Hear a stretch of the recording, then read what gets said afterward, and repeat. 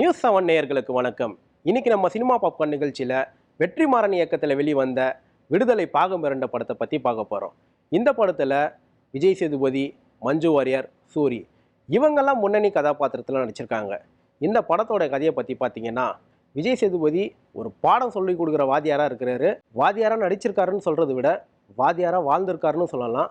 அவர் நடிப்பு மூலயமா அவ்வளோ அழகாக கொண்டு போயிருக்காரு படம் கடைசி வரைக்கும். அவர் உடல் பாவனை எல்லாமே சூப்பராக மெயின்டைன் பண்ணி வச்சுருக்காரு அந்த கதைக்கு ஏற்ற மாதிரி. ஸோ அதுக்கு நிறையவே ஹோம்ஒர்க் பண்ணியிருக்காருன்னு ஒரு இன்டர்வியூவில் சொல்லியிருக்காரு. கரெக்டான ஒரு கதையை தேர்ந்தெடுத்து போயிருக்காரு அப்படின்னு நம்ம சொல்லலாம். அவர் எப்படி போராளி ஆவணர்ன்றது தான் படத்தோட கதை. வெற்றிமாறன் பேருக்கு ஏற்ற மாதிரி படங்கள் வெற்றியாக கொடுக்குறாரு. அதுக்கு காரணம் அவர் தேர்ந்தெடுக்கிற கதைக்களம், ஸ்க்ரீன் ப்ளே, கேமரா, டெக்னீஷியன் இதெல்லாம் நம்ம சொல்லலாம். ஸோ இதெல்லாம் அவர் படத்துக்கு நிறையவே வெற்றி தேர்ந்தெடுத்து கொடுக்குது. சூரிய நம்ம காமெடி ஆக்டர் தான் பார்த்துருப்போம். ஆனால் இந்த படத்தில் வேற ஒரு பரிமாணத்தில் நம்ம பார்க்குறோம். அவ்வளோ அழகாக நடிச்சிருக்காரு. எந்த இடத்துலையும் அவர் காமெடி ஆக்டர்ன்றது காட்டவே இல்லை. ஸோ அவரோட ஃபிட்னஸும் சரி, அந்த பிசி ரோல் பண்ணியிருக்காரு. அவர் ஒரு கதாநாயகனாக இந்த படத்தில் ஸ்டார்ட் பண்ணியிருக்காரு. கதாநாயகன் சொல்கிறத விட கதைக்கு நாயகனாக பண்ணியிருக்காரு. அவ்வளோ அழகாக கொண்டு போயிருக்காரு. முதல் 15 நிமிஷம் தான் படத்தில் வராரு. ஸோ அவ்வளோ அழகாக பண்ணியிருக்காரு. பர்ஃபார்மன்ஸ்லாம் சூப்பராக பண்ணியிருக்காரு.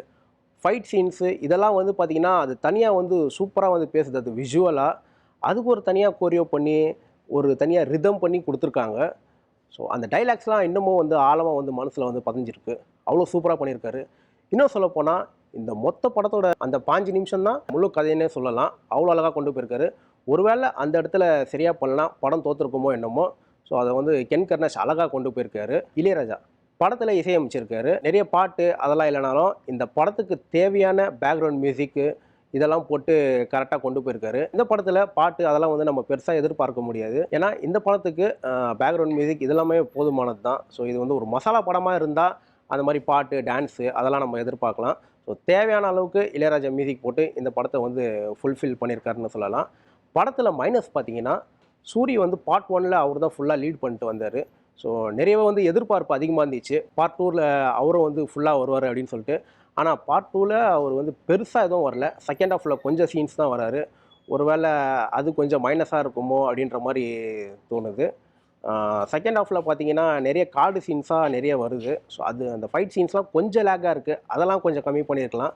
ஸோ இதெல்லாம் கொஞ்சம் படத்தில் மைனஸாக இருக்குது.